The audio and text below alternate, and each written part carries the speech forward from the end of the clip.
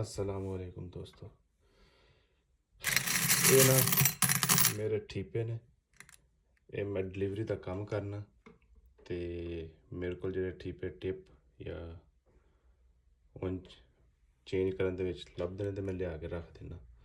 ते अज इन्होंने मैं गिना मैं किन्ने ठीपे ने ते बाद च फिर इन्हों होटल जावांगे खाण वास्ते। पहले गिनिए किन्ने पैसे बनते हैं, इन्हों का खाना बाहरों होएगा। चेक करने किन्ने बनते हैं।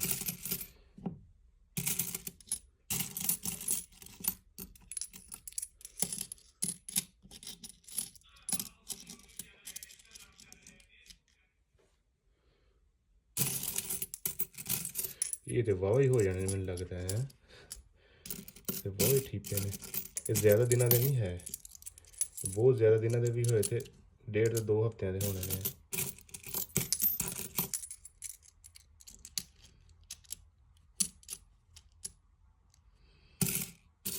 ये तो वाह टाइम लग जाना गिनन दे विच।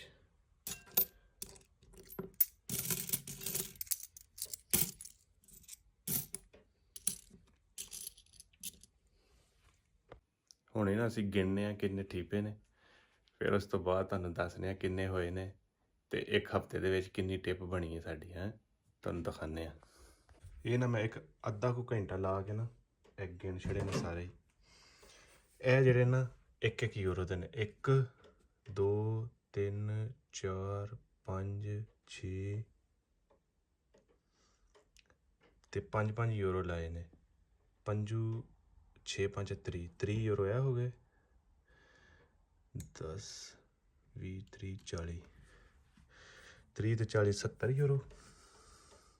1 2 3 4 4 3 12 70 ਤੇ 4 82 83 84 85 86 87 88 99 ਯੂਰੋ हो गए ने। 99 ਯੂਰੋ टिपे एक हफ्ते की।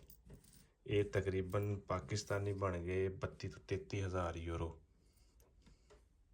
32 तो 33 हज़ार रुपये पाकिस्तानी बन गया है। ये तो अच्छी भली शॉपिंग हो जाएगी अज की।